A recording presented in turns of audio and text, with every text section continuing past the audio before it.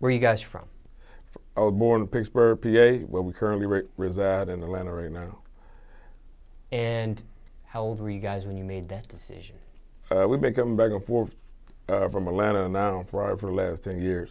We got a lot of family up in Atlanta, aunts, uncles that live up here. Our family reunion was just here in Atlanta as well.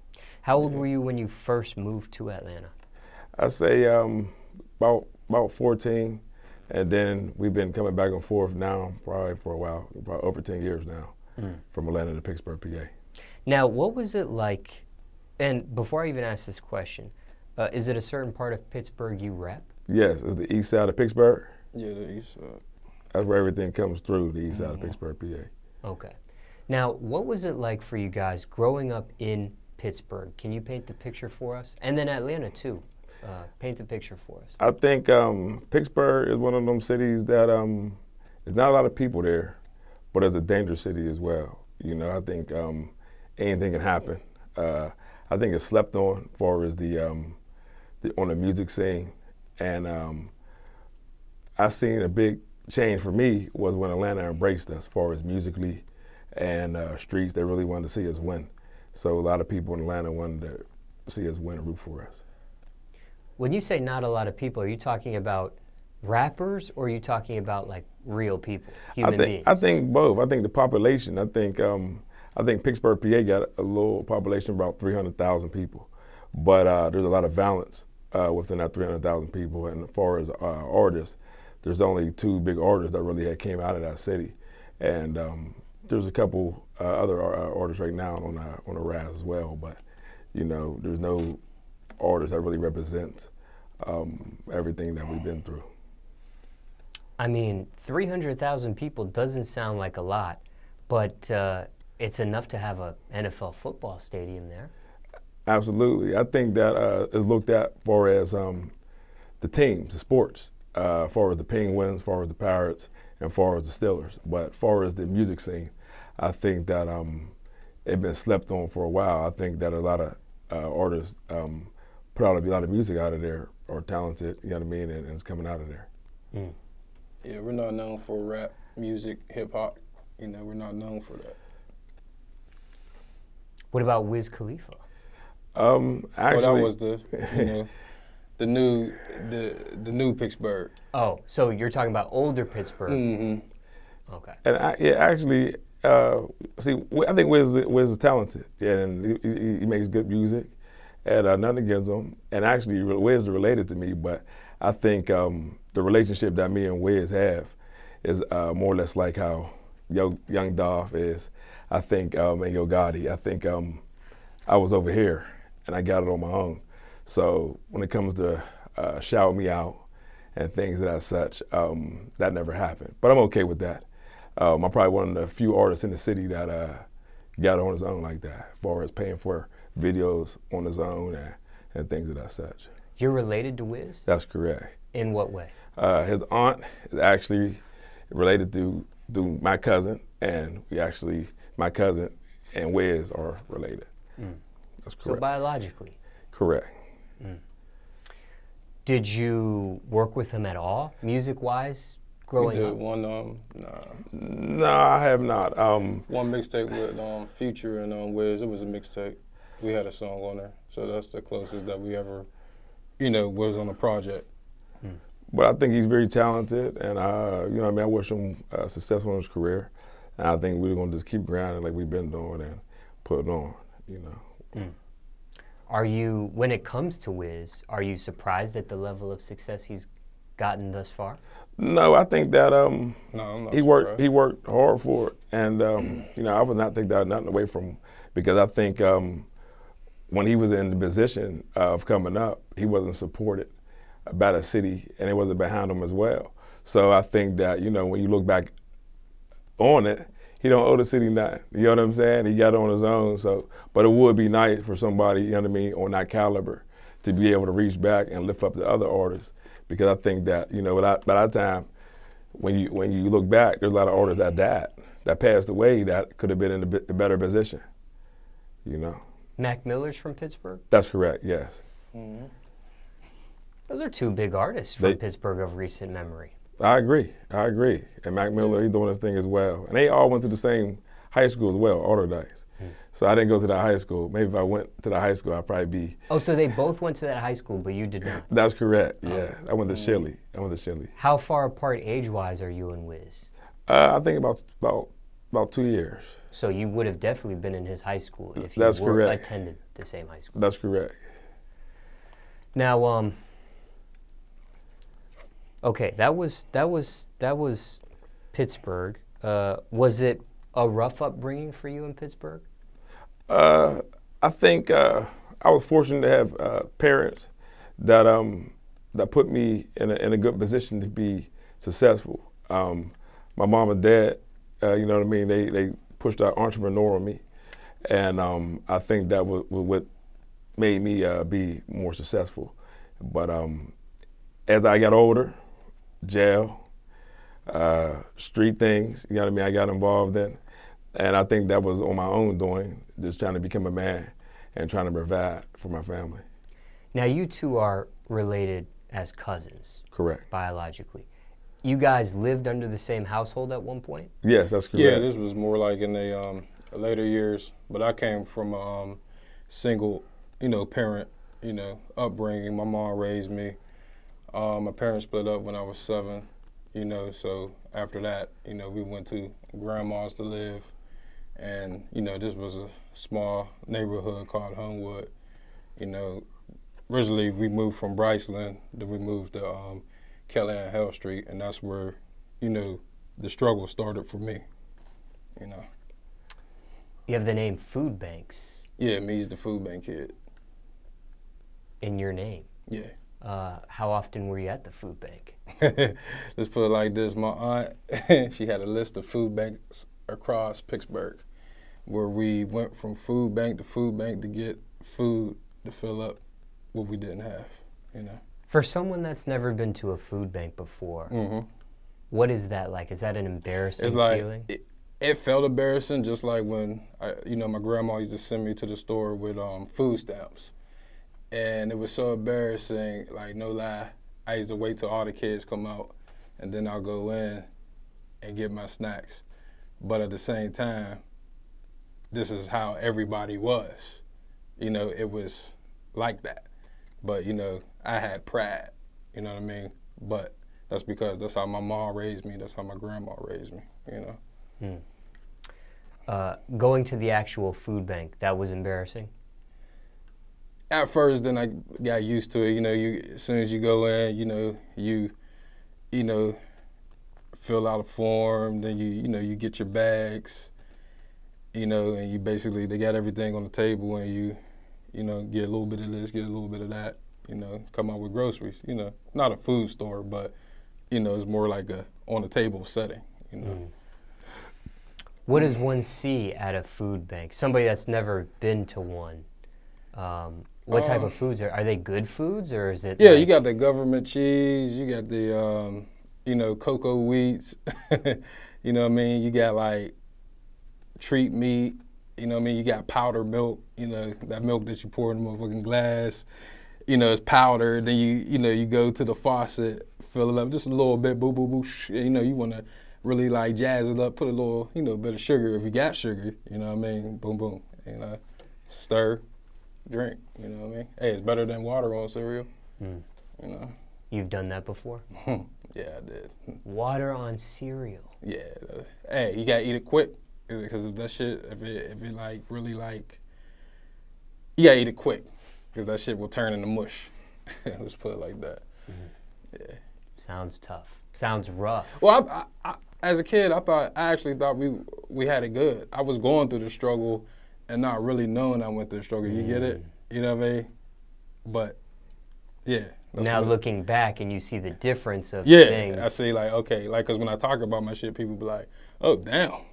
Like, you know what I mean? It's like coming from a whole nother side of like survival, growing up, you know what I mean? But I could relate, So what age did you guys become under the same household? Probably like, 18, then 20. So it was throughout. It was like- So you guys were it was grown throughout. It was pretty like much. 20, Yeah. probably like 22, 23. So It was throughout. Adulthood. Yes. yeah, correct. Okay. yeah, adulthood. And I'm assuming that's It's like musically- The Bachelor. We had The Bachelor. The Okay, so Bachelor I'm thing. assuming it was like Yeah. a music career choice to live together. Nah, I'll say it was more like No, a it was- street, a street. Oh, streets. Yeah, Okay. to make money and, Yeah. and to collaborate on some things. Yeah. Okay. Yeah. I mean, I tried to. Yeah. Yeah. All that. Yeah. Now, what was your roughest moment growing up? I mean, the food bank stuff sounds rough to me, but was there a moment rougher than that? Yeah, it was when the electric got cut off, and we had to move all the food. You know, we had candles all surrounding the house, and we had to move the food in the wintertime to the porch to stay cold. You know, that's how we had to sit. Then once we got all the food on the porch, we covered it up with a blanket, you know, and that was our freezer for like a week in the winter. Was your family eventually able to get out of that type of poverty? Yes. Yeah, How we so? were. Just by I got some hard workers in my family, you know what I mean? Like yeah, I did street shit, but you know, I had like a mom who worked a 9 to 5 and even more, you know what I mean? If it wasn't for my mom, you know, going to work, like my mom stayed at work from 11 to like 12 at night. And at that time, like, don't get it wrong, don't get it messed up. My mom would cook me good meals on the weekend when she had time. Like we'll have like, you know, like a feast on the weekends, but Monday through Friday, you know, I was like on my, you know, duties, you know, to, you know, get through, you know what I mean? Like I said, my mom did a hell of a job. Hey, hat goes off. Yeah. About how long of that type of poverty before things got better? Like how long were you probably living like that? I probably through went that up struggle? to it. I probably went through stuff like that probably till I was like 17. Ooh. Yeah, sleeping on the floor, you know what I mean? Like sleeping on the floor, like, you know, I make a little pallet on the floor, you know what I mean? Like we had like 8 people in the house with like 2 bedrooms, you know what I mean? What were the arrangements like? Sleeping arrangements? Sleeping arrangements, my grandma would sleep in the living room, no, the dining room. I would sleep on the living room floor. You know, my aunt, you know, she had a room. You know, I had an uncle who had a room. I had a little cousin. So it was like, you know what I mean? Like I can handle certain shit. You know what I mean? So it was like, I was like the stronger one. You know, always like giving people like motivation. You know what I mean?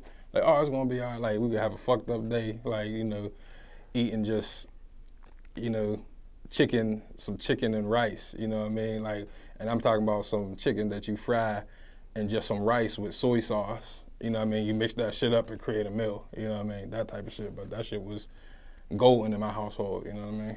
Ever got bad with pests? Like Roaches. Oh, roaches, shit. rats, Roaches. maybe? No, we ain't not rats.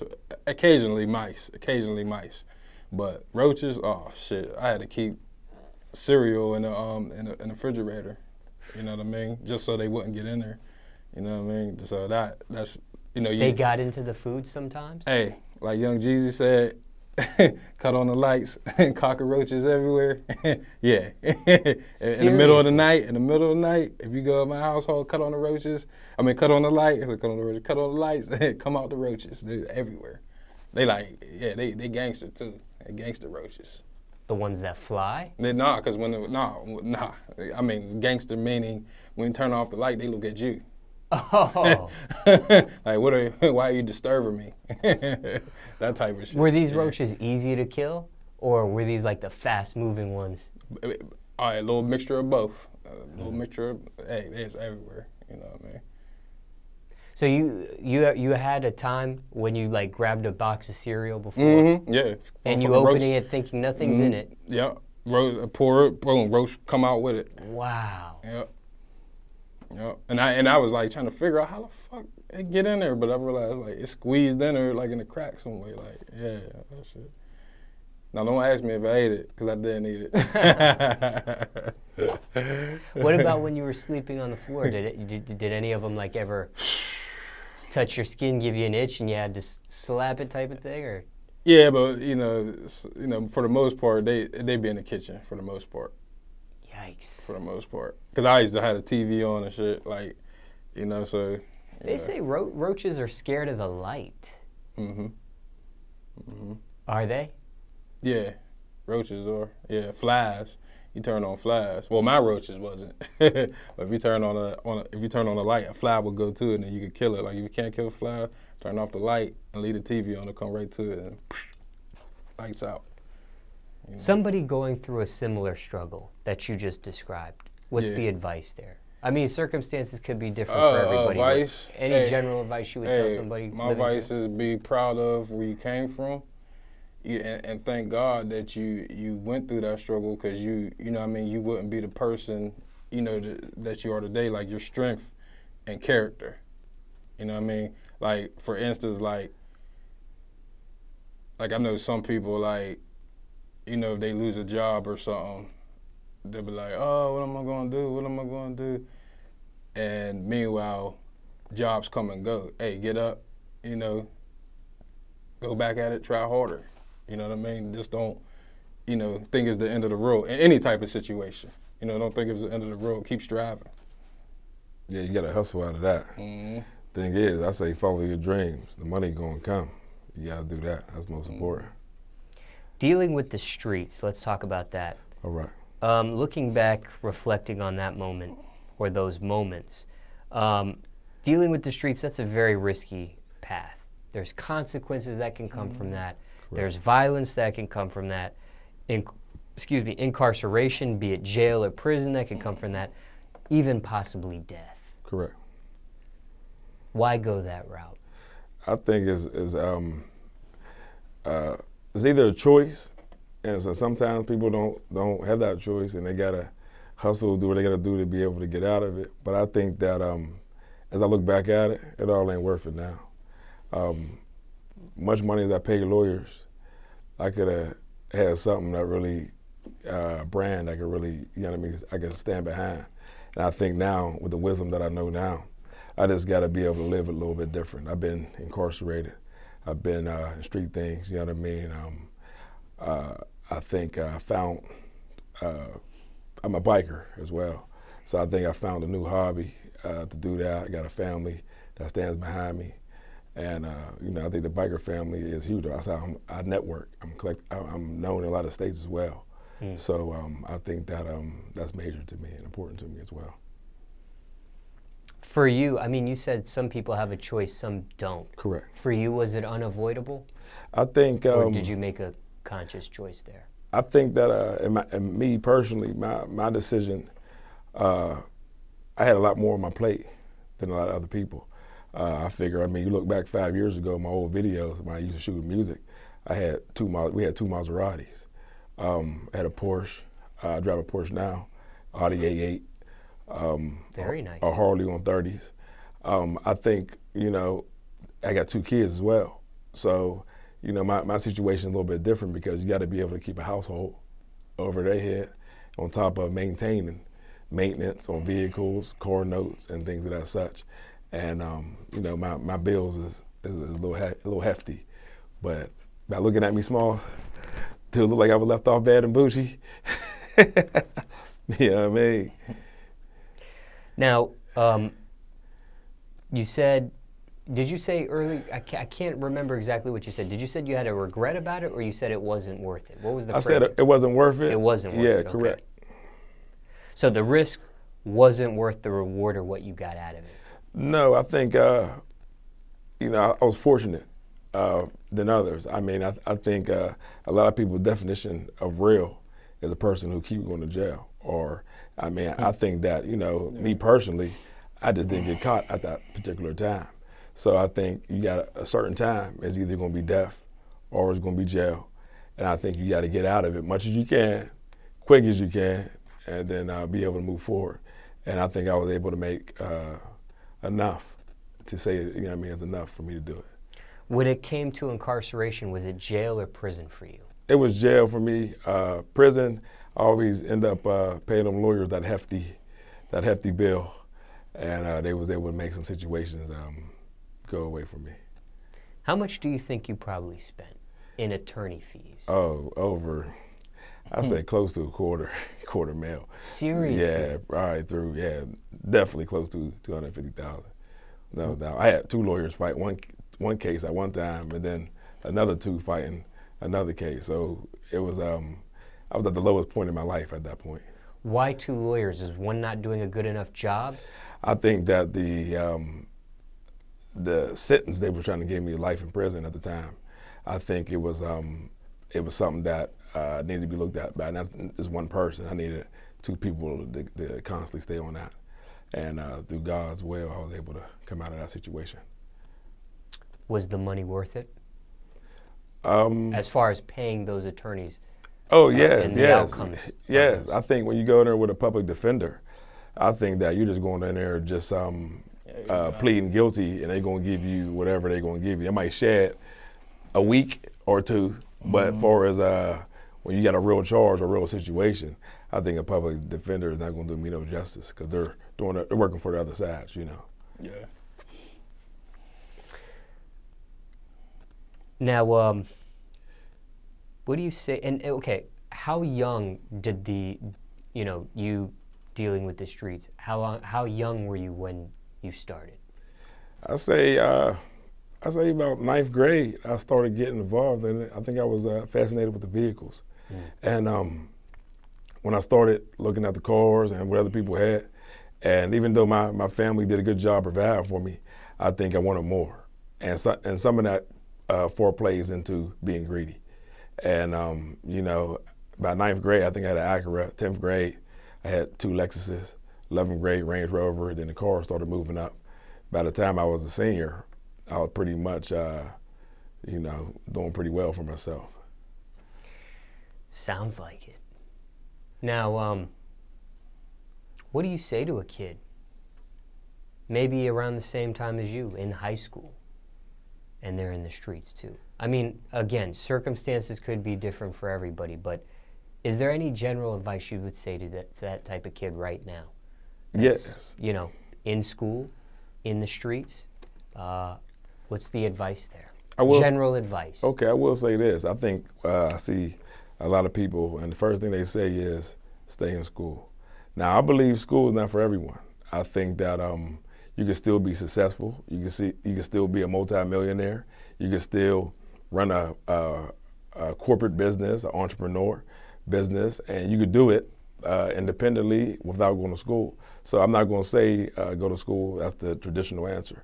I'm going to say follow your dream. Whatever your dream is, I think you should pursue it and follow that. And if a job is what you want to do, that's fine. You're working 9 to 5 or whatever.